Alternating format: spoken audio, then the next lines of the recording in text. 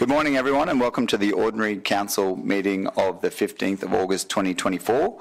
My name is Mayor John Raven, and I declare this meeting open at 10 a.m, and I would like to advise attendees that this meeting is being webcast and audio recorded. I'd now like to invite our very special guests from Parklands Christian College to come to the lectern to do their acknowledgement of country. They're also going to do a little bit of a movement piece with it, so some of the students are going to line up in front of us.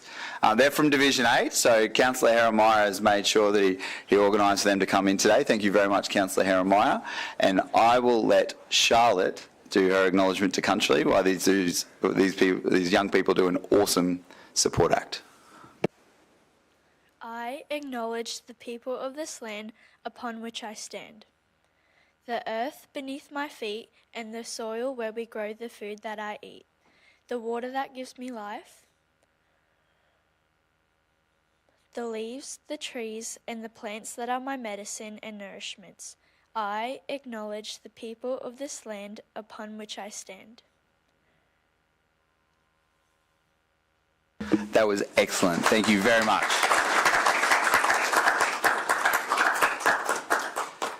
I too would like to acknowledge the traditional owners of the land on which we meet today and pay my respects to their elders past, present and emerging. And I would like to invite Pastor Stephanie Golby to come up and give us a reflection of faith. Her husband Stephen Golby is here as well, but he's letting Stephanie take the limelight today because he knows that she'll do a fantastic job. Thank you very much, Stephanie. Give me 1 second while I ask everybody to rise while you play with your piece of paper.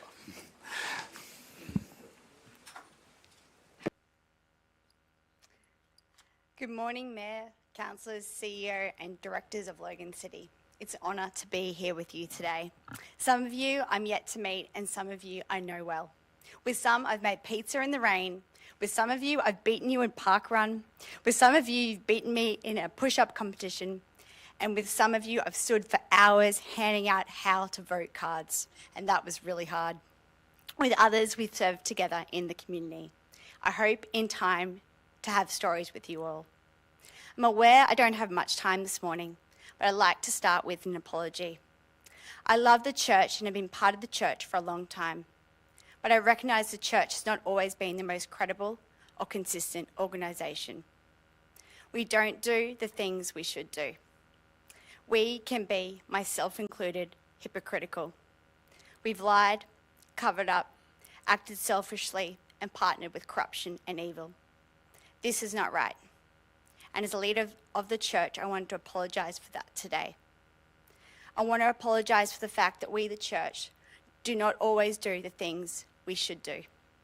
The Bible says to bless and not to curse. And I'm sad to say that sometimes we, the church, can be very critical.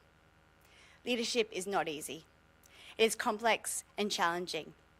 And you in this room have heaps of responsibility, covering many different areas and dealing with many tricky situations, often some of which are very grey.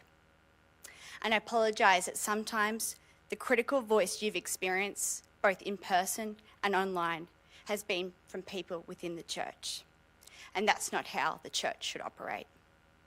The Bible says to pray for those who govern because they are appointed by God. You in this room are appointed by God. And I apologise that we, the church, have not stepped into a place of blessing those appointed to govern and to lead. My prayer for the church is that we get back to the way of Jesus. I heard a story the other day that represented the way of Jesus. A sociologist did this experiment in Africa.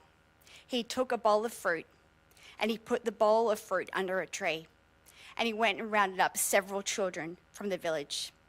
He put them in line and he said, the first one to get to that bowl of fruit gets to eat the fruit. He explained this to the children and he said, go. He expected them to race. He was shocked at what he saw. All the children lined up, grabbed each other's hands and walked together towards the fruit.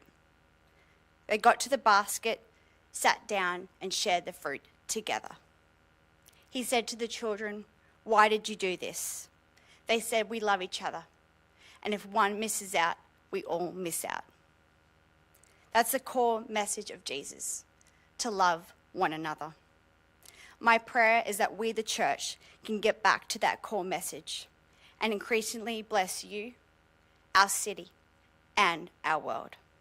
I'm so grateful for all you do and for your investment in our city. Bless you guys. Thank you very much. Everyone may be seated. And thank you to Pastor Stephanie and Stephen. I appreciate your heartfelt apology and blessings. You're welcome to stay with us for the rest of the meeting if you like, but we understand that you're very busy, and if you have to go, we completely get that. I will now move on to attendances and leaves of absence. I note that Councillor Fraser has requested a leave of absence, and that is on the screen now. I will move that he be given that leave of absence, which has been seconded by Councillor Hall. All those in favour, please raise your hand. That has been carried unanimously. Thank you very much, councillors. We'll now move on to condolences. Do any councillors have any condolences they'd like to offer? Councillor Lane, you may proceed. Thanks very much, Mr Mayor. I rise today to offer my condolences to the Smith family on the loss of their matriarch, Sonia, late last month.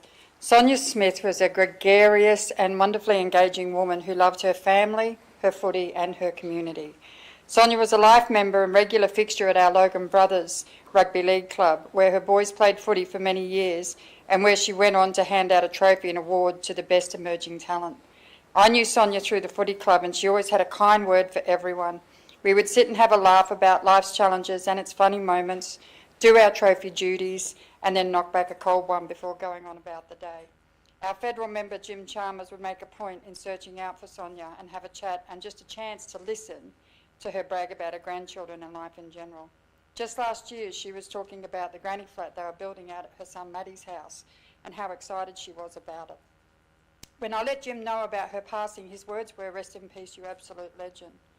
Brothers Rugby League Football Club President Dwayne Ancliffe is someone who's had much to do with the Smith family over the years. He said the loss of such a gracious and energetic supporter is felt deeply by the club. He too has passed along the condolences of the entire club, and as a sign of respect, players wore black armbands in their round in the week of her service. Sonia's positive influence on the club can never be understated, and her contributions to the canteen and bar were significant over the years.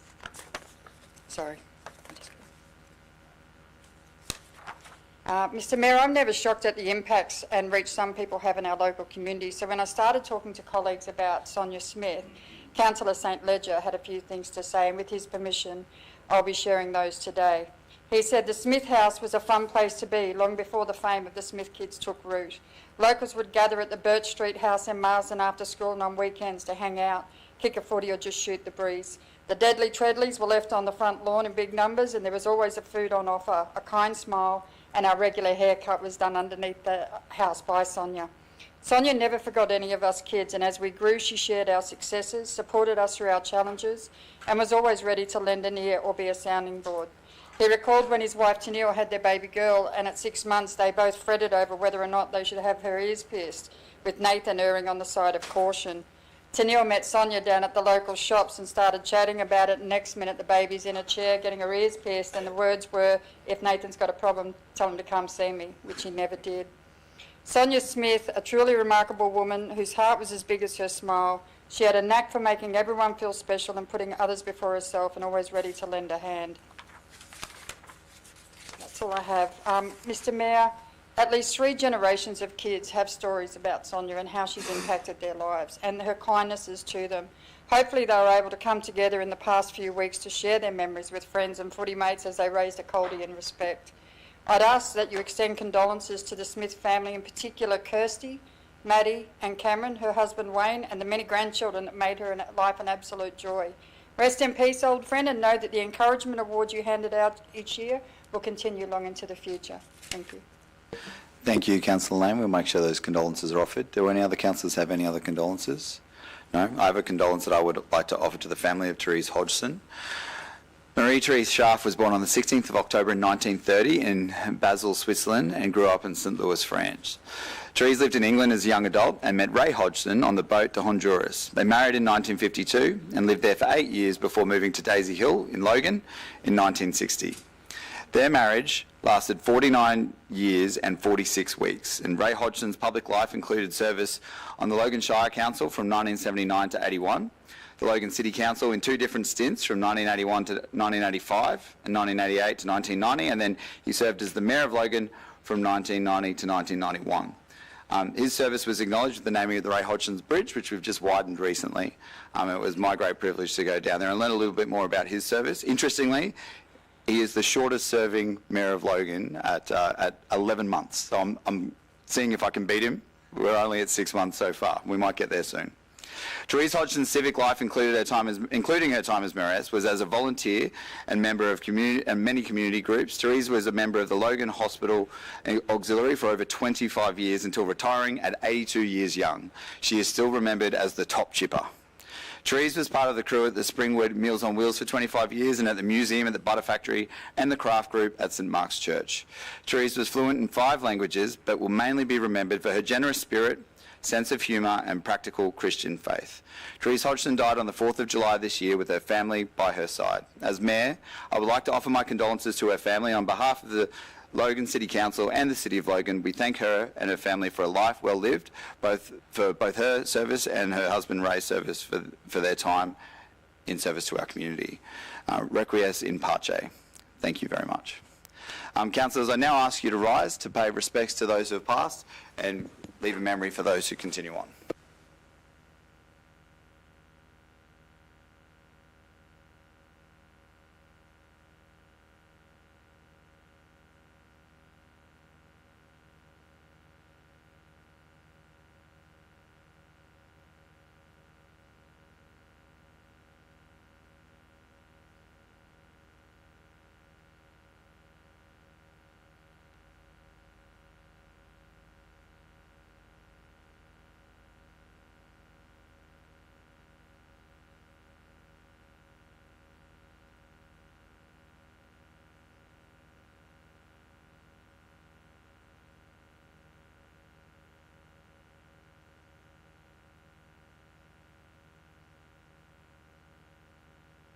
Thank you. You may be seated. Councillors, we'll now move on to congratulations, and I will shamelessly use my position as chair to insert my congratulations first, as I don't normally get to offer them, and then I'll work my way around the room to other councillors. I'd like to take this opportunity to recognise the amazing athletes from Logan who represented Australia at the Olympic Games in Paris. Our city saw incredible success in the swimming, as I'm sure Councillor Wilcox will agree. 2 Greenbank State School Pool alumni, Logan born and raised Molly O'Callaghan, won 3 gold medals, 1 silver and 1 bronze, while Shayna Jack won 2 gold. But it's not all about the medals. Even qualifying to compete at the Olympics is a huge achievement. When I was in high school, I worked to compete in the 2000 Olympics in Taekwondo, and I missed out. I got this close, and nothing has been harder in my life to try and work towards that goal. And I feel that anyone who even makes it to the Olympic stage has achieved something incredible, and I'm so proud that we've got so many people from our city who have done that. So I'd like to give a big shout out to every athlete from Logan who made a contribution to the best Olympics results that Australia has ever had. So Genevieve Gregson in women's marathon, Angela Yu for badminton, Jason Day for men's golf, Christy Wallace in women's basketball, Cameron Newton-Smith in women's heptathlon, Logan Martin in men's BMX freestyle, Isaac Kennedy in men's BMX racing, and Ash Baloney in men's decathlon. You're all incredible, and I know that everyone in this room, as well as everyone in the City of Logan, is incredibly proud of you. I'll now hand off to Councillor Bradley. Do you have any congratulations you'd like to offer? I concur with you about the athletes. Thank you. Thank you very much, Councillor Bradley. Councillor Lane? I sure do, and having missed the last council, I've got a backlog, so just bear with me. Mr Mayor, in July, Kathy Murdoch and her Kingston State College hospitality students did an amazing job of helping out the Logan Area Committee of the Ageing with their Christmas in July event. The team set up, made sure the tables were perfectly done, served people, made sure that they had a cold drink or a cup of tea, cleaned up afterwards, and with such helpful young people, it gives you so much hope for the future when you see such loving and caring students coming out of our local schools. So I'd like to say a big thanks to Kingston. Lakota hosted the event, which was a wonderful event, and they couldn't do it without the help of their local sponsors, so thank you to all the sponsors who assisted with that. And Carol and Val for their hard work. They're the Lakota executive, and yes, there's a couple of them. Logan City Council helped to fund that event, and it's a wonderful event for seniors in our community, and they came across from all parts of the city, so we're very, very proud of that. Just last week we had the Logan Youth Co-Responder team out the front of council, and what they do is they engage in young people to actually say, we're the police, we're here to help you. If you have concerns or if you're on the cusp of something going wrong in your world, have a chat to us and meet up with us over a sausage and a drink and some fun. And it's such a good program, and I really want to thank the Queensland Government and QPS in partnership with Logan City Council for putting that on.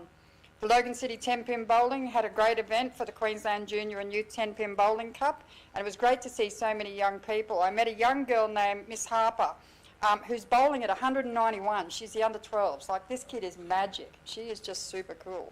And she's really, you know, like, blasé about the whole thing as well. I was very fortunate to join the councillor for Division 5 in his division, as well as the mayor, at the Karen New Year wrist tying event on the weekend. And I want to thank Councillor Jackson for letting us come into his hood and celebrate what is a really cool event on the Karen calendar. The Mays Cottage at Kingston celebrated 25 years, and I was so excited to be at it, meeting the Mays descendants and the Charlotte descendants. The team from Libraries and Creative Industries, Naomi Sands and her crew, they're absolutely magic. They put on a wonderful morning, and of course Hilda, our historian, was there. Absolutely. They pulled out a quilt from 1999, the year of the older persons, hand-stitched and handmade by residents of Logan, and then to see the little key quilt that goes with it. Mr. CEO, it'd be great if we could find some dollars to actually frame that quilt and hang it somewhere in Division 2, just putting it out there.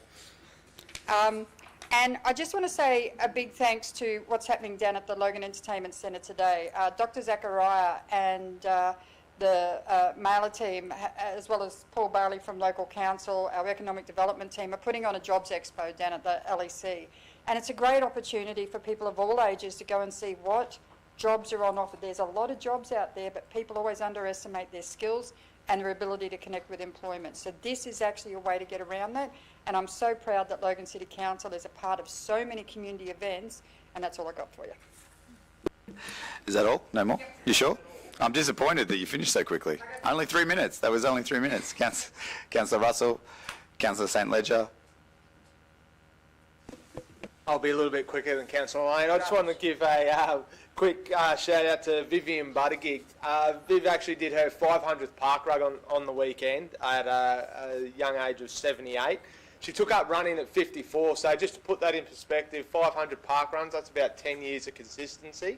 She's also, a little fun fact that I really enjoyed, she's done 7 marathons, and each time she does one, she gets a new tattoo. So I think that's kind of cool. So it just really shows age isn't a barrier. She gets out there, she's always there helping, really connecting with the community, and I don't think I'll ever do that many, so great job, Viv. Thank you, Councillor St Ledger. If I ever do a marathon, I'll make sure to get a tattoo. Councillor Jackson. Thank you. I'd like to take this moment to appreciate the thousands of small business owners across Logan City. At their core, businesses are community service organisations. They identify needs in the community and create solutions that meet those needs in a way that is valued so much by the community that residents are willing to pay to receive it. A great example is Mr. Hai-Hun Bui from Marsden Clinic Day and Night Pharmacy in Division 5. Mr. Bui has served the community of Marsden for 25 years. He is known for his compassion and generosity towards those who've been doing it tough. His staff have particularly noted him going above and beyond to help clients through recent challenges like COVID and cost of living pressures. His genuine empathy and quiet nature have endeared him to his community. And so I ask the Mayor to pass on congratulations to Mr. Bui for his length of service to our community and appreciation for the manner in which he has served. Thank you. That will be done. Councillor Hall, Councillor Jeremiah, Bennon, Stemp, Councillor Wilcox. Thank you. Last month, literally, I got a text message sent to me as we were sitting in here, and it was a congratulations. I didn't quite have all the information, so I couldn't do it on the spot. But I'm here today to congratulate more former Greenbank alumni, Greenbank State School alumni, Taj Sorensen. He's currently in grade 10 at Marsden State High and plays football for Logan Lightning. But Taj has been competing in a couple of state teams at national events just recently. So he's recently competed in the under-15 Queensland Maroon team that finished 7th out of 16 teams and the highest placed Queensland team in that age group. That tournament was for football, for Club Football Lightning, and he was selected for this team through his club, with nationals being held in Wollongong. Currently, however, Taj is currently competing in Perth, WA, and he's in school sport nationals tournament, where he's competing in the under-16 Queensland schoolboys team, and he's currently playing in an age group up. He has, so far, the team has won 3 out of 3 games, with Taj scoring the winning goal in Game 2 against South Australia, with the final score 3-2, and Taj was named player of the match. He's got 2 more days of competition before he heads home on Saturday night. So huge congratulations to Taj, and girls, I will send this through to you. But looking forward to watching more of his career as we move into the future. And I do have one more congratulations, and it was very remiss of me not to do this congratulations last month, to Gina and John of Flagstone. 2 of the most generous humans I know recently got married. They had so many Logan residents there and so many local businesses in attendance. They really are part of the family and friends of Flagstone and the City of Logan businesses, and it looked like an absolutely beautiful wedding and a lovely day for their celebrations. So I really do congratulate both of them as well, and girls, I will send that through to you. Thank you. Thank you, Councillor Wilcox. Councillor Murphy. Councillors, we'll now move on to confirmation of the minutes of the previous ordinary council meeting, and I refer to the recommendation on the screen that says the minutes be confirmed. Would someone like to move that recommendation? Thank you, Councillor Murphy. And second? Thank you, Councillor St Ledger. All those in favour, please raise your hand. That has been carried unanimously with the exception of Councillor Lane. How do you vote? Abstain, Mr Mayor. I wasn't at the last council meeting. I did watch it, but yeah, I don't feel right about it. Do you think the minutes were accurate? Yeah, they're close. Thank you, Councillor Lane. We'll now move on to declarations of conflicts of interest. Do any councillors have any new conflicts of interest they wish to declare on this report since committee? There being none, Deputy Mayor Bannon has raised a belief or suspicion that I may have a declarable conflict of interest. Therefore, I will be stepping aside while the matter is discussed. I'll remain so you can ask me questions, and Deputy Mayor Bannon will assume the chair and conduct the meeting for that time. Deputy Mayor Bannon, I invite you to the chair.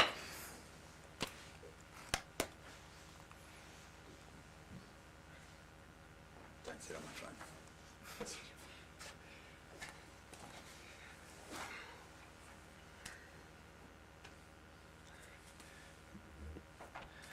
Thank you, councillors. Last Tuesday, I submitted a notice to the CEO pursuant to Section 150EW of the Local Government Act, as I believe the Mayor may have a declarable conflict of interest in relation to the City of Logan Charitable Trust. Details of my notice are displayed on the screen, and I will now inform the meeting of the reasons for my belief. I'm aware of commentary in the media over the last few weeks about the potential for the Mayoress to play a significant role in the City of Logan Charitable Trust, including as a board member. Additionally, I understand that some councillors have raised questions about whether the Mayoress's involvement in the City of Logan Charitable Trust is in the public interest. While there is not an identifiable matter at this point in time, council officers have confirmed there is a report coming to council which will address at least the future of the City of Logan Charitable Trust and potentially issues relevant to the board members. As such, and based on the information available at this time, I am providing notice that I believe the Mayor may have a declarable conflict of interest in the pending report on the City of Logan Charitable Trust because of the Mayoress's personal interest in the matter. Mr Mayor, do you believe you have a declarable conflict of interest? Thank you, Deputy Mayor. Thank you, Deputy Mayor Bannon. And I appreciate you raising this so it can be discussed in an open forum, because transparency is very important. I don't believe I have a declarable conflict of interest, and if I did think I had one, I would raise it. The first challenge is, of course, that we don't have a matter before us at this time. So I haven't seen the report, so I don't know what's in the report. So with your indulgence, Mr Chair, I'd just like to ask the CEO a question before I continue my comments. That's fine. Mr CEO, before I respond to the Deputy Mayor's question, is the Mayoress included in the report? Mr Mayor, the report isn't completed. The request is for the report responds to council resolution which says come back to council within 3 months, which will be October, would be the 3 months, on the options for the charitable trust and the financial implications. We haven't completed the report, so at this stage, it's not complete. However, options for the report include the Brisbane model, which includes a mayoress involved in the Brisbane option. Thank you. So, based on that advice, and obviously I could see this coming through the report, so I had a look at the Local Government Act to confirm whether or not I had a declarable conflict of interest. There's two sections I draw councillors' attention to. Section 150 which speaks about what is ordinary business. So, councillors, remember there's a number of criteria for which we have ordinary business in which we do not need to declare a conflict of interest even if we have a personal interest in a matter, and that lets us vote on things like planning schemes and budgets. One of the items included in that section refers that we do not have it's ordinary business if we have an interest that arises from making a donation to a charity, unless the councillor or close associate receives a benefit because of the donation that is more than merely a benefit relating to reputation. And while I know this isn't ordinary business, it wouldn't be classed as that, it envisages from the Act that purely doing something because it would improve your reputation does not create a conflict of interest. So when you move to section 150 which is specifically around what constitutes a declarable conflict of interest, there are two criteria that must be met to have a declarable conflict of interest. The first one is that do I or the mayoress can be reasonably presumed to have a conflict between our personal interest and the public interest. And for the simplicity of the conversation, I'll just talk about myself, even though I know that both the mayoress and I share the same interest because she is my wife. So that first question around whether or not we have a personal interest, the only personal interest that the mayoress or I would have in her being on the board, if that was in the report, and again, because I haven't seen the report, I don't know if that's a suggestion, is through the reputational benefit that she or I may gain from her participation and successful participation in the board.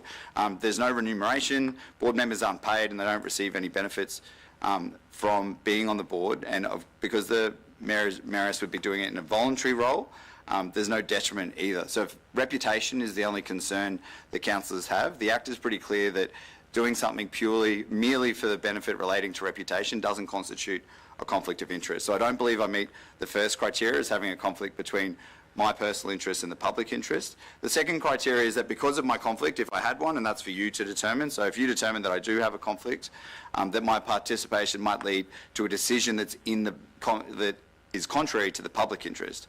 I believe that my participation in any debate on the charity trust is completely in the public interest, and that is because of my expertise and understanding of the trust. Even just in preparing this response, identified some issues with the way that we've structured the trust. It hasn't been flagged by anyone else before this time, and I can't go into it now because it's not relevant to this matter, but the opportunity to speak about that when it comes before council would be fantastic, and I believe it's in the public interest for my input to be included in that.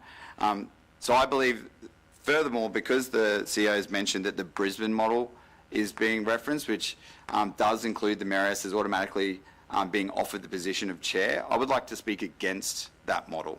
And I think as the mayor, the Brisbane model actually makes the mayor the sole member and has a whole bunch of other criteria that specifically relate to the mayor.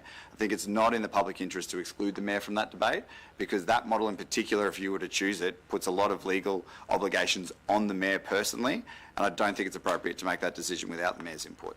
So I don't believe I have a conflict of interest, though if you do determine that I have one, I would appreciate being considered, though still be able to participate in that matter, in that debate, when it comes before council. Thank you, Mr. Mayor. And the reason we did this and did it this way, which I believe is the right way, is so it can be open to ask questions through the chair. Also, just want to point out, this reflects the future too. It's not just the mayoress at the moment, it's any male or female that's married to the mayor from this time forward. Any questions? Do any council have a question? I believe Councillor Mindy Russell. Thank you very much, Chair. I've actually got a start with a question for the Mayor.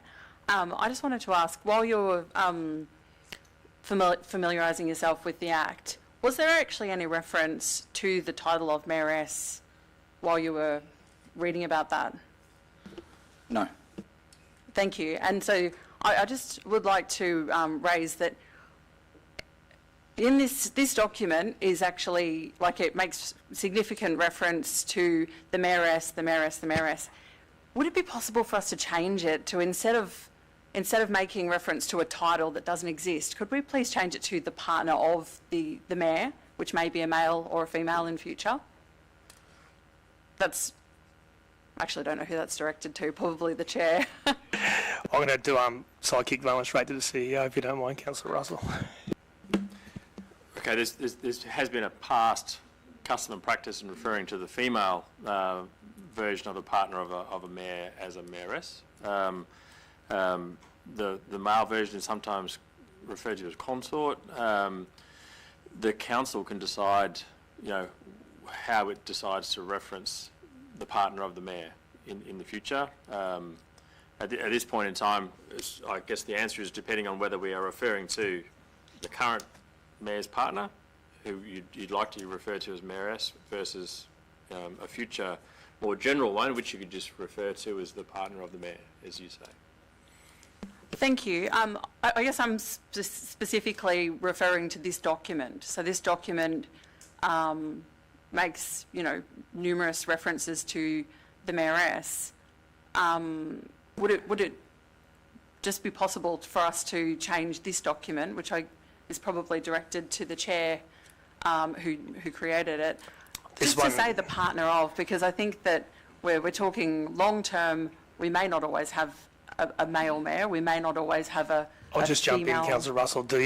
I wouldn't do it in this one because the relevance we're looking at today is the conflict of interest in this matter. I think we work on the conflict of interest today and decide whether the mayor has one or not. And then definitely from that, then we can bring that conversation forward, whether it's through committee. But for today, the relevance on this one is purely about the conflict of interest involving the mayor. I think we need to deliver that and get that one sorted.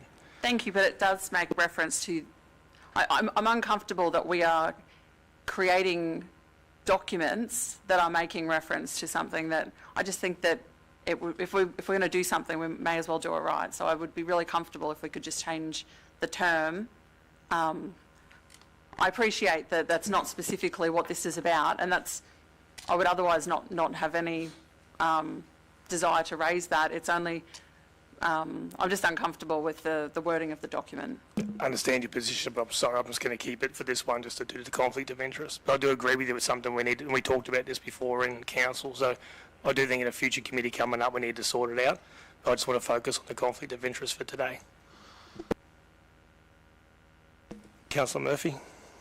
Thank you, Deputy Mayor. I have a couple of questions, if you indulge me, please, sir. Firstly, if it's okay, can I ask a question of the CEO? Thank you. Mr. CEO, previously Logan City Council has had a charity trust where the mayoress or partner have been involved. Is that correct? That's correct. And we had changes to the trust during the last term to take that opportunity away. Is that correct? That's correct. So now, Mr. Chair, if you don't mind, could I ask the Mayor a question? Councillor Lane, a point of order. Yeah, Mr. Chair, the removal of the Mayor's Charity Trust was actually done under a previous term, not our term. That happened before we were elected at the class of 2020, so that wasn't last term. Thank you, Councillor Lane, for the clarification. So, Councillor Murphy, you'll take that comment back, you understand it? Yeah, Thank you. that's fine. I'm sorry, I thought it was done under the previous mayor, but if it was under something else, then I correct that No harm statement. Is it okay to ask a question of the mayor? Yeah, just through the chair, that's all. Thank you. Through the chair, Mr. Mayor, you were involved in the last council meeting because there was no involvement with regards to the mayoress and no decisions had to be made with regards to that. But the new report coming forward has a possibility that we could look at the Brisbane model. If that was put onto the table, would you leave the room?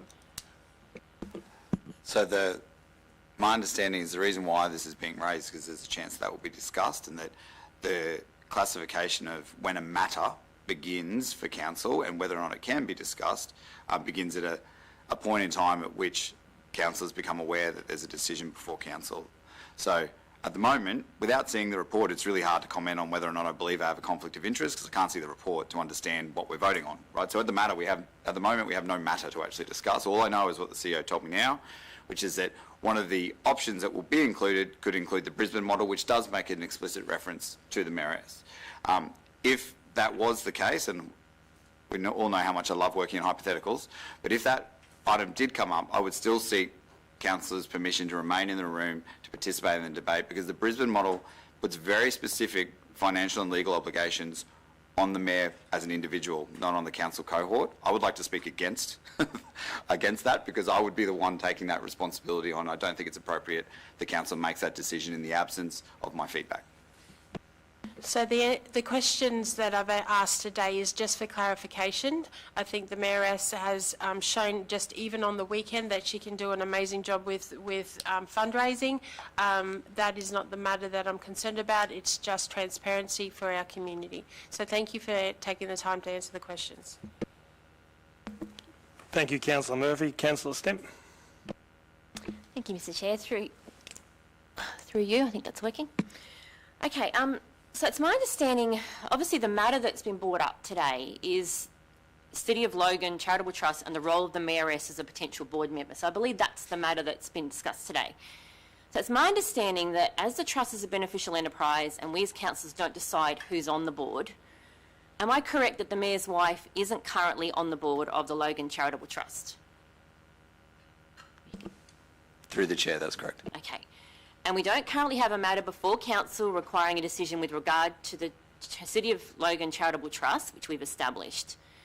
And the report coming to council isn't finalised. So therefore, I don't believe at this time we can really make a decision on this matter because we don't have the information, I believe, to make that decision. So that's my position. Mr. CEO.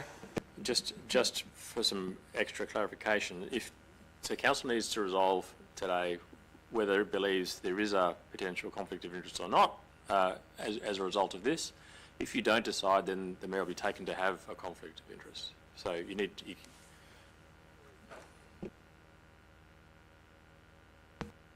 Councillor Jackson. Yeah, I've kind of been a bit confused around this one, but following Miriam's thought really has been my thinking is that I can't see we've got a matter before us to decide on for there to be a conflict about, and the mayor or mayoress aren't on the board, and so I can't see how we can have a conflict to actually deal with. So, yeah. That would reflect on how you vote today, Mr. Jackson, when it comes up. Councillor Wilcox and then Councillor. Thank you. I was thinking the same as Councillor Stemp. If we don't have a report before us today, I don't quite understand why this is being raised today because I don't have all of the information in front of me. Can we then raise it when the report actually comes forward and then we can actually discuss it then, which for me would be more timely? Thank you, the Mayor. And I forgot, can we stand up and we talk, please, for that camera? Thank you. Sorry, that's on me now. Thank you, Councillor Wilcox, through the chair. So, resolving whether or not I have a conflict today determines whether or not I can speak to you about the report as it comes to council. Once it arrives at council, and we've all seen it, I would then, based on what's in the report, I would either declare a conflict or I would wait and see if someone is believed I have a conflict to declare against me. Because a matter cannot be discussed. So the changes to the Act that meant that a matter cannot be discussed means that retrospectively, once a matter gets to council, if I've discussed it with you before then, I could have been in, and you determine after that discussion that I have a conflict of interest, I could be in breach. So today, if you determine I don't have a conflict of interest, I can talk to you about it because we don't really have a matter, but around that matter I can talk to you about it until such time as we see what the matter is before council, and then you can make a more defined solution. Or today you could decide that I have a declared conflict of interest and that you're happy for me to participate in discussion until we see what's involved. Or you could say, I have to declare a conflict of interest, and until we see what the matter is, we don't feel comfortable with the mayor talking to us about it in case we do determine that his conflict is so serious that he can't possibly participate because it would be in contrary to public interest. So it's really determining what I do between now and potentially the next 2 months until this report actually comes before council. Councillor Wilcox, are you happy? Councillor Hall, could you please stand? Sorry, mate. Yes. Okay. I don't believe the mayor has a conflict of interest within this matter. I'd debate against anyone who believed that he does. Furthermore, I don't believe that the title of mayoress holds any weight or any relationship with council itself, rather than association. There is no formal notoriety attached. It is simply an honorary title. To go further, I could say that my fiancée could call herself the Princess of Logan, and that would carry no more weight than calling her, the mayor's partner calling herself the mayoress of Logan. Therefore, really, we're debating nothing right now until something is put forward, and we're really debating nothing at the moment in terms of a title of a person, because council has no formal writing or policy in terms of a mayoress. So I believe we should just move forward and actually have the vote. Thank you, Councillor Hall. Councillor Bradley? Thank you. Through the chair, Deputy Mayor. I'm just curious, before the meeting, everyone was spoken to by yourself, except for myself, and I asked you if you're going to tell me, and you said no. Could you please disclose what you... Point of order. Councillor Hall, your point of order. Yeah, point of order. I believe that statement's untrue. I did not receive any communication from anyone in regards to this, other than council.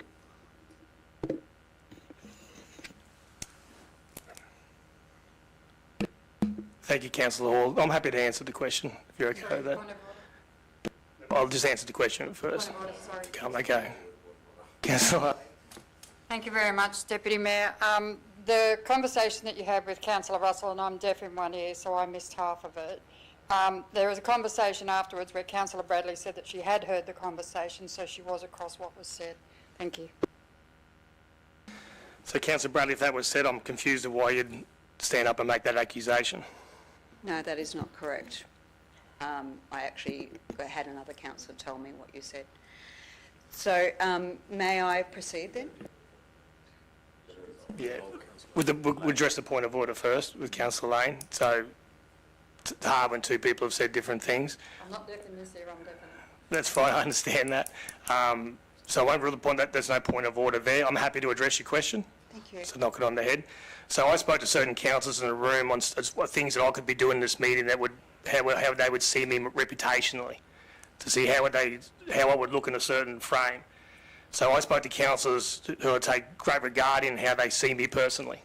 So Councillor Brudd, if you're upset in the fact that I don't see how you see me reputationally, that's something you have to ask yourself about, not me. Thank you. Okay, thank you for disclosing that publicly. May I ask a question of the Mayor? Thank you. I wasn't present at an SLT meeting, and my hand actually originally went up when you referred to discussing the matter. I wasn't at that meeting, but about a month ago we received the meeting minutes of that SLT Strategic Leadership Team meeting, and I actually raised with the CEO exactly the same question here about a perceived conflict of interest, or a potential conflict of interest, I should say, or suspicion of a conflict of interest in relation to the mayoress. Like I said, I was not at that meeting, but it was discussed with councillors who are present, and I believe an SLT meeting thereafter, it was heavily debated whether those meeting minutes were accurate or not. Is that correct?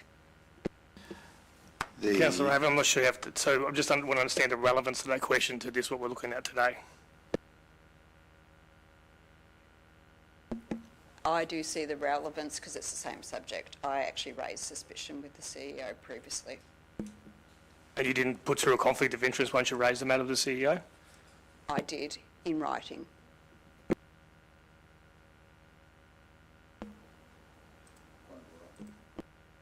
Your point of order, Mr Mayor. So, if a councillor has a reasonable suspicion or belief that another councillor has a conflict of interest, they have a legal obligation to bring it to council. Did you fill in one of these forms, Councillor Bradley? Thank you. May I answer this question through the... Yeah, so I raised it with the CEO and the city solicitor, and because a matter wasn't raised at the time, and I actually agree with a number of councillors here, we don't actually have a matter, so it's a bit hard to decide whether there is a conflict of interest or not. So I'm just going to leave it at that. I think you answered your own question. That was my point. Yeah. Any other councillors have any questions? Councillor Russell. Thank you. Thank you, Chair. Because we have no matter ahead of us now, but we still need to make a decision now, does that mean that sort of every day this could come up and we would have to vote on it again and again and again? Or is this, would this close off the matter long term? I'm confused by this. Through the chair, if there was some change in circumstance that led you to believe that there may be a conflict of interest, then you would do one of these and we'd run through this process again. In the absence of any substantive change that leads you to believe that there may be one, then you wouldn't have to. It's a decision of council and a decision of each individual councillor as to whether they raise these or not. Thank you. So, CEO, could the change of circumstance be that there is a matter ahead of council? That could be one of them. That's correct. So if there's a report which asks for council to make a decision, then that's clearly a matter. The difficulty in this circumstance is that when does the matter start? It's quite straightforward when there's a planning matter because there's a lodgement, and it's very clear when the matter starts because something's been lodged with council, and ultimately there'll be a decision made at the end of that process. So it's very easy to understand where there's a matter. In this case, where there's just been some discussion and a council resolution on the 17th of July 2024 has asked us to write a report, it's not clear that there's an actual matter because we are still deciding what goes in the report. And so once you receive the report, then you may decide that this needs to be re-prosecuted. Thank you, CEO. So I think you've maybe answered some of the question I was heading towards, which is about where a matter begins. So if there are councillors asking for the inclusion of a person who might be the partner of somebody, does that then, if that's been requested and the document hasn't yet been put together, has it started at that point, or it's not yet, that matter hasn't started at that point? That's the confusion I think that all of us are having right now.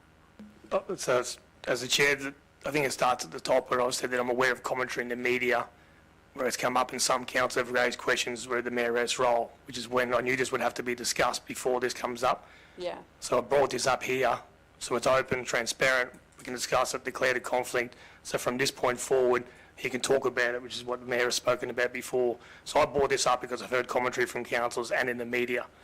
Thank you. Could I then inquire, because I've raised my concerns about the wording of this.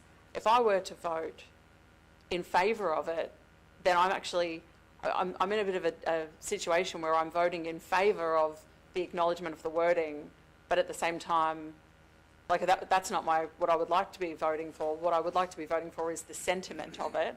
But my concern is that we're creating numerous documents that acknowledge a role or a position that no one's voted on. That's not, and I know that's not the matter that's before us right now. But by me voting in favour of what is in front of us today, I'm essentially voting acceptance of that situation. I understand what you mean by the official title, but I'll let the CEO answer. I suppose my view is that the motion that you'll have will be to determine whether Mayor Raven has a declarable conflict of interest. The motions doesn't mention Mayoress. Only the initial suspicion that was raised includes it. That's not what council is resolving today. So I don't think that creates the effect of having a title for council. Thank you. All good, Councillor Russell? Councillor Russell? You good? Okay, Councillor Lane? No, that just kind of answered my question, which was the motion itself that we're voting on today doesn't have mention of that specific word, regardless of whether or not Brisbane and the Gold Coast both have people with the titles of mayoress or consort or whatever the case may be. The motion that we're voting on today is the matter at hand, not what we want to see happen in the future. It's 100% correct. Councillor... I actually have a question though, Oh, which yeah. is, my question is Mr. CEO, in the formation of this report, at any time is the Mayor asked for input into the report? Right. Through the chair, no. Thank you very much. And the second thing is just say, for example, there was a resignation from the board and they called for positions. Would this preclude the Mayor having any input into that as well? If, just say, they did interviews and the Mayoress or is she Mrs. Raven or Mrs. Liddell? Mrs. Raven wanted to apply, would that prohibit her from applying? This resolution, the proposed one, is only about a conflict of interest. Happy, Councillor Lane. Councillor Bradley? Through the chair, I would like to move that at the moment there is no conflict of interest because we don't actually have a report in front of us. Thank you. I won't do that because we still have further questions and we have a process to follow. Councillor Wilcox? Thank you. Just following on from Councillor Russell and what she was saying. So from what I'm understanding, when the report comes forward, I possibly think that yes, the Mayor may have a conflict of interest. So if I believe that now, for a report coming forward in 1 or 2 months, then I should be voting in favour now of this report and ask that the Mayor not discuss anything regarding the report coming forward until in the meeting, which I think is fine for him to discuss and be part of the debate, but not to vote on. Is this in a roundabout way? Mr. CEO? Yes. Through the chair, the point is you don't know what's in the report. I think that's the salient fact.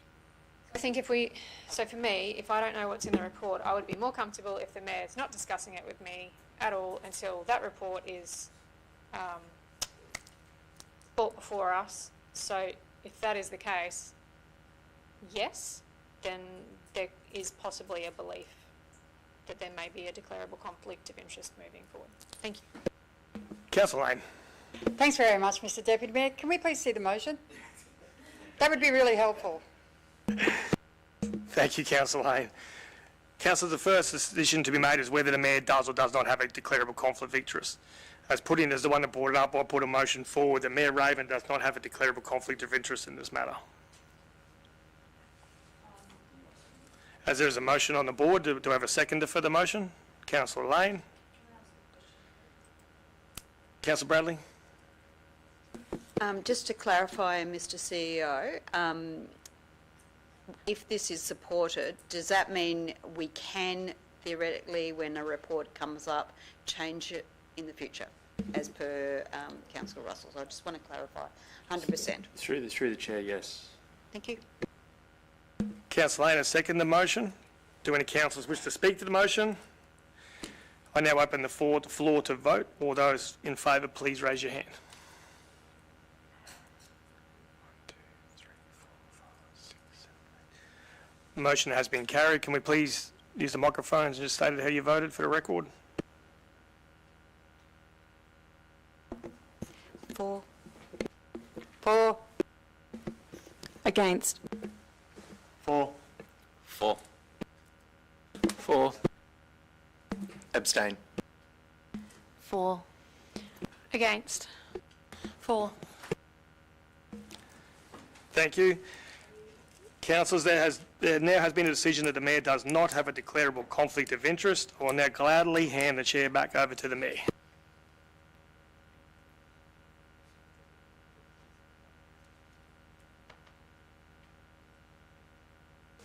Thank you, Councillor Bennon, and councillors. I know that matters of conflict of interest can be complex, especially as the Act isn't particularly helpful in determining when a matter begins.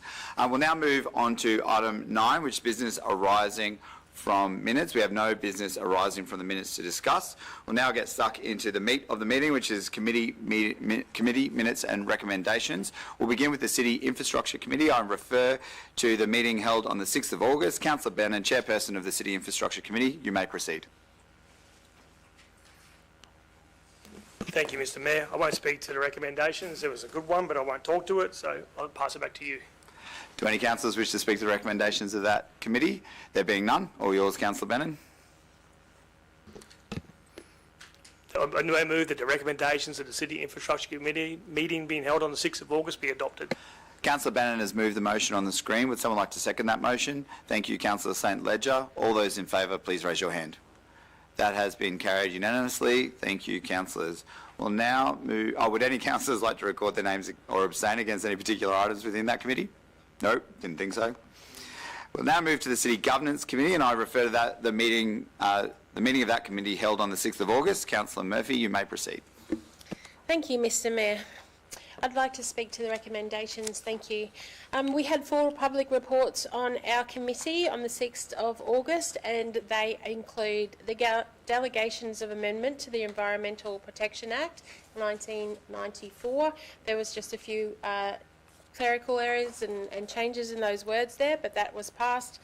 Our LIP projects, there is an exciting 32 projects being done from the local infrastructure program, and some of those include safety cameras, new gates for dog parks, softball, local traffic, scoreboards, and a new clubhouse for the Mallet Club is coming. So that's very exciting, and it makes us look really good out in there in the community that we're supporting our community with these projects. Number 3, we looked over the quarterly operational plan, had a look at how we are travelling in council, and we're doing quite well. And lastly, I would like to say congratulations to the CEO Performance Panel who was formed, and congratulations to the Mayor, Deputy Mayor, Councillor Stamp and Councillor Lane, who are now on that panel. So back to you, Mr Mayor. Thank you. Thank you, Councillor Murphy. Would any councillors like to speak to the report? There being none, Councillor Murphy, you may proceed. Thank you, Mr Mayor. I now move that the recommendations of the City Governance Committee meeting held on the 6th of August 2024 be adopted. Thank you, Councillor Murphy. Councillor Murphy has moved the recommendation on the screen. Would someone like to second that motion? Thank you, Councillor Bradley. All those in favour, please raise your hand. That has been carried unanimously. Thank you, councillors. Well, now, would any councillors like to record their names against any motions in that report? There being none, we'll now move on to the City Planning, Economic Development and Environment Committee. I now refer to the Chair of that committee, Councillor Stamp, to speak to her report from the 7th of August. Thank you, Mr Mayor. I'll now speak to recommendations. Mr Mayor, we had 3 reports in the last committee round, all highlighting the great things we are doing in council to secure jobs, support businesses and encourage investment in our city.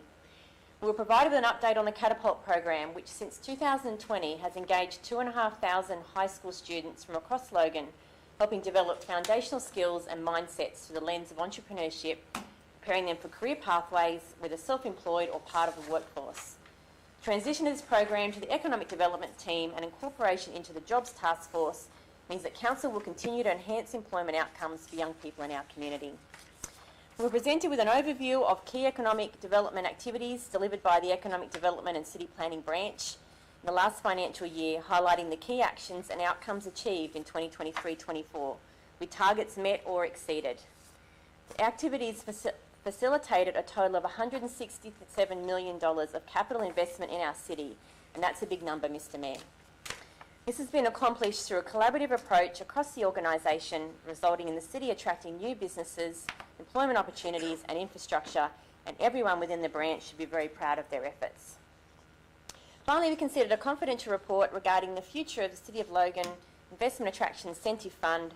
The goal of this funding program is to attract businesses and future investments in key strategic industries, where the nature and scale of the proposed investment will stimulate significant economic and community benefits. Thank you, Mr Mayor. Thank you, Councillor Stam. Would any councillors wish to speak to the items on that report? No, I'd just like to add one little note for the Investment Attraction Fund, that just yesterday I was speaking with someone who's interested in bringing a superconductor foundry to Logan, and they were inquiring if we had any incentives that they could apply for, and they were very interested in the Investment Attraction Fund. So it's exciting to see that people are still keen to bring advanced manufacturing to our city. There being no further speakers, Councillor Stemp, you may proceed. Thank you, Mr Mayor. I now move that the recommendations of the City Planning, Economic Development and Environment Committee meeting held on the 7th of August 2024 be adopted. Thank you, Councillor Stemp. Councillor Stemp has moved the motion on the screen and Councillor Jackson has seconded that motion. All those in favour, please raise your hand. That has been carried unanimously. Thank you, councillors. Would any councillors like to record their name against any part of that report? Councillor Bradley? May I have my name abstain for 6.3? Thank you. You may. Councillor Russell? Thank you. I wish to vote against 6.3. Thank you. And Councillor Herrmeyer? Abstain 6.3. Thanks. Thank you, councillors. That will be noted. Councillors, we now move on to the City Lifestyle Committee, and I refer to the chair of that committee, Councillor Hall, to speak to his report from the 7th of August.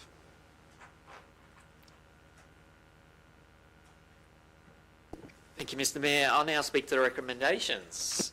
At the City Lifestyle Committee last week, councillors received a report outlining the community facility design guidelines for the future of community infrastructure in our city. The City of Logan provides a range of community facilities to encourage and support the social, cultural and educational sporting needs of our residents and visitors. As the city is experiencing rapid growth, it is critical that we plan good quality infrastructure for now and far into the future. These guidelines will provide a solid foundation to get the form and function of these facilities right. Good, well-planned infrastructure will hit the mark of our community's expectation and provide convenient access to facilities that offer diversity in activities whilst ensuring safety and inclusion for all. Thank you, Councillor Hall. Do any councillors wish to speak to the recommendations? There being none, Councillor Hall, you may proceed. Thank you, Mr Mayor. I now move that the recommendations of the City Lifestyle Committee meeting held on the 7th of August 2024 be adopted. Thank you, Councillor Hall. Councillor Hall has moved the motion on the screen. Would someone like to second that motion? Thank you, Councillor Murphy. All those in favour, please raise your hand. That has been carried unanimously. Thank you, councillors. Do any councillors wish to record their name against any items on that report? There being none, we will now move to council reports, which is item 11.1, the interim monthly financial report for June 2024. I will let the CEO, Mr Darren Scott, speak to his report. Thank you, Mr Mayor. So, good morning, councillors. So, you may recall at the committee round last week, we advised that the June report wasn't available, wasn't completed and ready for presentation to committee. That's because there's a range of end of financial year matters which need to be resolved and they weren't quite complete. However, the local government regulation requires that we present a monthly financial report to council every month, and that's why it's here today. It shows that we have, we'll finish the year with an operational deficit of about 12.76 million, or about 1.5% of operational budget. There's a range of reasons for that. Most notably, the change in timing of external grants from state and federal governments. The timing of those grants is sometimes in June and sometimes in July. We had assumed that it would arrive in June and it has arrived in July, and that's about $10 million of that, so a significant portion, which has a major effect. The other is changes in the amount of donated assets which come to council. We have a large donated assets which come in every year. It's difficult to predict exactly when they might arrive and when we might need to bring them to account on our own books as opposed to the developers' books. And they are the major reasons. However, we would like to have the time to take you through that in more detail, and so this will be represented at the next committee round, so we can go through the end of financial year and the June numbers in more detail at an appropriate venue. Mr. Mayor. Thank you, Mr CEO. I have a question from Councillor Bradley, but before I go to that, I've got one of my own. Mr. CEO, so we're in operational deficit at the end of the financial year, which is now nearly 2 months ago. By the time we get to the end of this quarter, are we anticipating that we'll be back in surplus? Yes, Mr. Mayor. And is that because of the good work that we did through the budget to make sure that we had a budget that's both sustainable and prudent and able to absorb these sorts of shocks? So you You might recall that we Yes. yes. You might recall The answer to that question is yes. we have focused on trying to have larger operational surpluses to handle these timing differences which occur from external factors which council doesn't have control of. So that's a yes? Yes. Thank you. Councillor Bradley. Thank you, through the chair. My hand actually went up to ask a clarification question about donated assets, but you did say a report's coming up, Mr. CEO. But are they mostly from the PDA areas? Yeah, thank you. So, councillors, you'll have a full opportunity to interrogate the final financial performance report for the 30th of June in the September round. Councillor Murphy, did you have a question? No, I just wanted to say this normally comes up in the governance report. Our team did say that they did have a delay. I'm sure they've worked really hard with regards to this and with Mr. CEO. And yes, you're right, Mr. Mayor, we did work extremely hard through the budgets to make sure that Logan City Council will be sustainable in the future. So I'm happy to move this report. Thank you, Councillor Murphy. Are there any further questions? There being none, Councillor Murphy has moved the report. Would someone like to second it? Thank you, Councillor Jackson. All those in favour, please raise your hand. That has been carried unanimously. Thank you, councillors. Councillors, we have no late reports, petitions or considerations of notified motions, so we will move directly to general business. Councillor Jackson, you're first this round. Councillor Hall, Councillor Heremiah, Councillor Bennon, Councillor Stemp, Councillor Wilcox. Thank you. Now I get to talk about the Olympics. So with the Olympics now over for another year, we are just under 8 years until the 2032 Olympics are held right here in the southeast Queensland corner. And I am celebrating just how good Queensland, Australia and the city of Logan did in the scheme of the medal tally. So I did my stats like normal. If the city of Logan was a country and the 11 athletes that had ties to our city and were representing us, in whatever way, we would have achieved 3 gold, 1 silver and 2 bronze, putting us in 27th place out of 206 countries, in front of Serbia and behind Bulgaria. Not a bad result for a city that has an estimated population of 377,000 people, considering Serbia's population is 6.6 million and Bulgaria is 6.4 million. Now, if I want to get down to the nitty-gritty of this, Greenbank State School would have come equal 27th to Serbia. Not bad for a school with just under just around 900 students. So many athletes are coming out of Greenbank State School. I am on the watch and that sort of thing, as I've talked about so many alumni coming out of there. So congratulations to all the Aussie athletes that competed in the Paris Olympics. I had a few sleepless mornings. I think I did about 3 or 4 radio interviews. Sorry, media, you didn't get told about this. I did about 3 or 4 radio interviews. I was on TV twice talking about our fantastic athletes that came out of the Greenbank State School pool, which I'm so very proud of. And it's a huge achievement, as you're right, to make an Australian team, but to compete on behalf of your country and actually to win a medal is just something else. So congratulations to all of them. I can't wait to see what our athletes come out of the City of Logan leading into 2032. I think it's going to be fantastic. I'm keeping a close eye on just a few athletes that are coming out because they're moving through the ranks of their sports now, and by the time 2032 comes around, some of them are only 13 now, they will be in their peak and in their prime by the time the Olympics come. So I can't wait. I'm so excited. There could be some of them from Christian Sparklands College right in the room with us right now, Councillor Wilcox. But Christian, you know what I mean. Councillor Murphy. Councillor Bradley. Thank you, Mr. Mayor. The area I represent is going off with urban renewal. For the time I've been a council, this has been spoken about and now it's actually happening.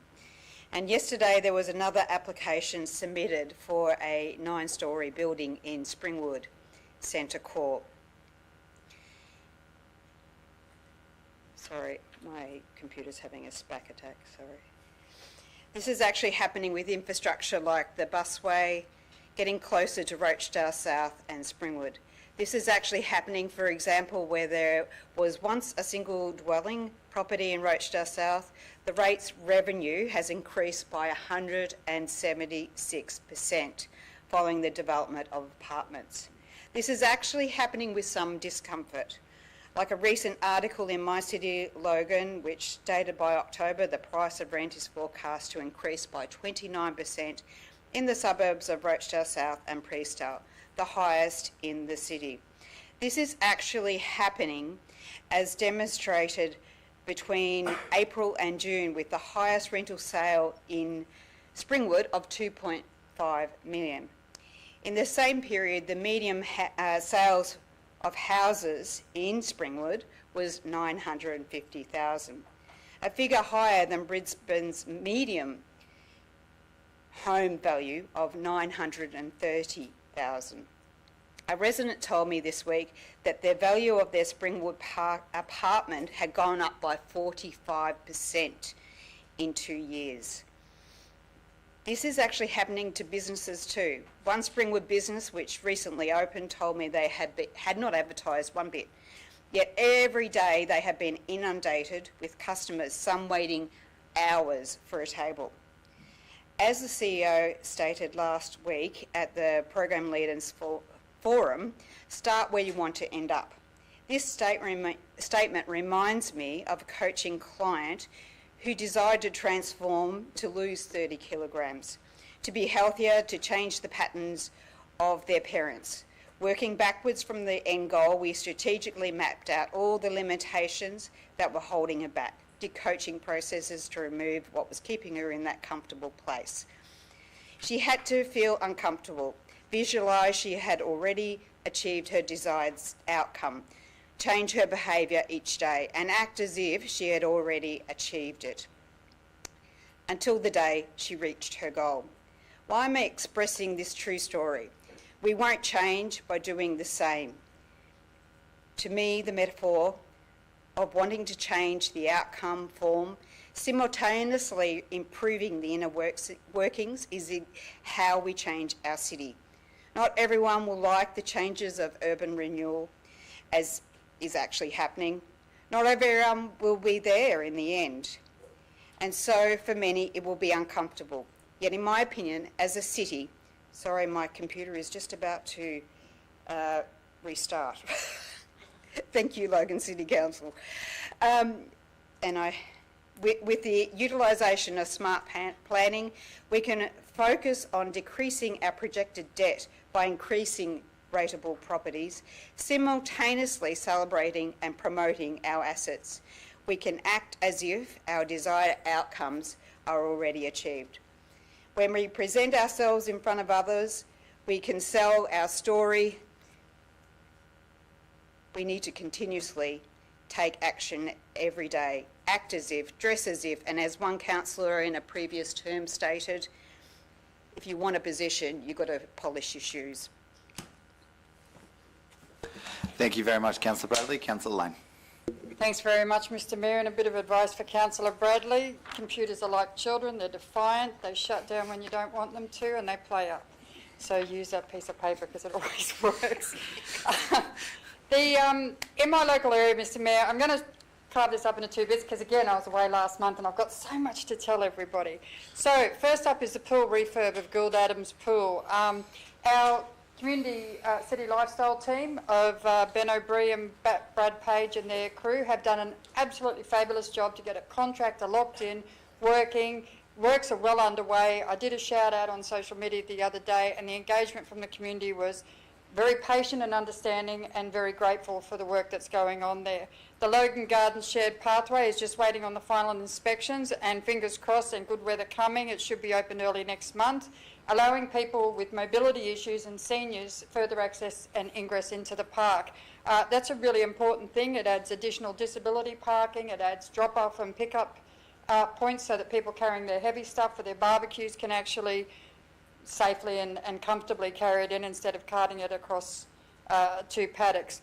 The project was possible with the support of Cameron Dick and the Queensland Government, and we're very appreciative of their contributions, but it's our project and we're going to open it. So that's good. Mr Mayor, events coming up in Division 2. One of the things that the community always say is what's coming up, and I know that Councillor St Ledger did a cracking event in his division earlier this month, but guess what, Division 2 is going to beat it. This weekend on Saturday there's a free family history mini fair at Kingston Butter Factory hosted by local community groups between 10 and 2. Logan City Netball is having its 50th anniversary of service to the community in sport. And for anyone that grew up in the local area who played netball as a kid, it was the place to be. And super cool executive at the moment. They're very motivated. They really encourage the kids, and their coaching staff are fabulous. So if you're around and you want to throw a few bob at their fundraiser, that would be great. Next Saturday is the World of Culture at the Kingston Butter Factory, which is set to be a huge event, and I know that you'll be there, Mr Mayor, and a lot of councillors will be. Loads of entertainment, stalls, food and fun that kicks off at 2 p.m. and runs through to 8 p.m. And on Saturday night, this Saturday night, there's a special commemoration. We lost Carmel Pierce and her son Marcus in a fire in late June, and the community's gotten together because there was no service held, and they're actually doing a commemoration and showcase night at the Wickham Hotel this Saturday for Carmel and her son Marcus, who was also known in the showbiz world as Lance Leopard. And he was quite fabulous and famous in Sydney, and a lot of people are flying up for that. So anyone that wants to share a bit of fun about Carmel, come along on Saturday night. That's all I have. Thank you, Councillor Lane, Councillor Russell, Councillor St Leger. Thank you very much. It's all happening in the City of Logan, as you can hear. We've got growth, we've got fantastic events, and if you're not here, you're missing out. Thank you. I declare this meeting closed at 11:15 a.m.